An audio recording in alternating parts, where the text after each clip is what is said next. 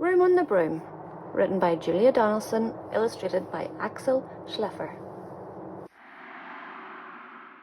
The witch had a cat and a very tall hat, and long ginger hair which she wore in a plait. How the cat purred and how the witch grinned, as they sat on their broomstick and flew through the wind. But how the witch wailed and how the cat spat, when the wind blew so wildly, it blew off the hat. "Down!" cried the witch, and they flew to the ground. They searched for the hat, but no hat could be found.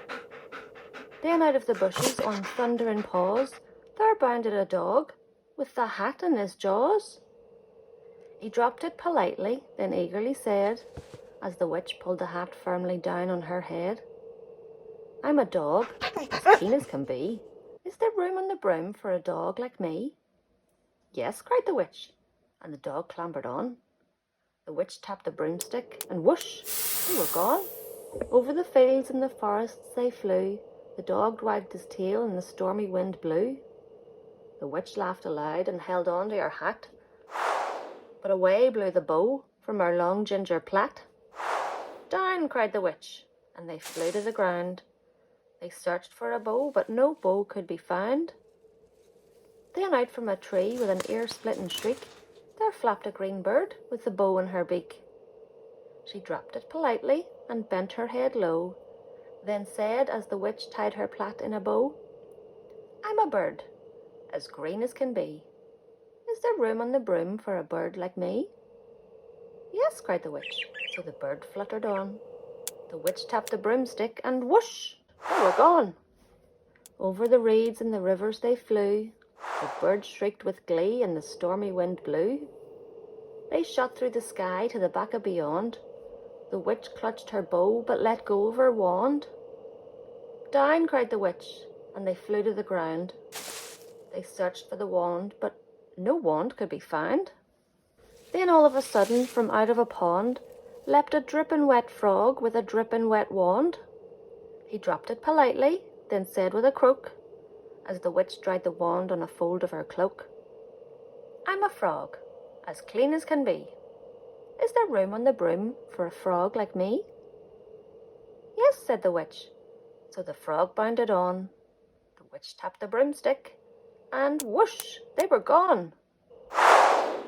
Over the moors and the mountains they flew. The frog jumped for joy, and the broom snapped in two. Down fell the cat and the dog and the frog. Down they went tumbling into a bog. The witch's half broomstick flew into a cloud, and the witch heard a roar that was scary and loud. "I'm a dragon, as mean as can be, and I'm planning to have witch and chips for my tea." "No," cried the witch, flying higher and higher. The dragon flew after her, breathing out fire. "Help!" cried the witch, flying down to the ground. She looked all around, but no help could be found. The dragon drew nearer and, licking his lips, said, "Maybe this once I'll have witch without chips." But just as he planned to begin on his feast, from out of a ditch rose a horrible beast. It was tall, dark and sticky, and feathered and furred. It had 4 frightful heads, and it had wings like a bird. And its terrible voice, when it started to squeak, it was a yowl and a growl and a croak and a shriek. It dripped and it squelched as it strode from the ditch, and it said to the dragon, "Buzz off, that's my witch." The dragon drew back and he started to shake. "I'm sorry," he spluttered, "I've made a mistake. It's nice to have met you, but now I must fly." He spread out his wings and was off through the sky. Then down flew the bird, and down jumped the frog, down climbed the cat, and phew, said the dog. "And thank you, oh thank you," the grateful witch cried. "Without you, I'd be in that dragon's inside." Then she filled up her cauldron and said with a grin, "Find something, everyone, throw something in." So the frog found a lily, the cat found a cone, the bird found a twig, and the dog found a bone. They threw them all in, and the witch stirred them well, and while she was stirring, she muttered a spell. Iggity, ziggity, zaggity, zoom!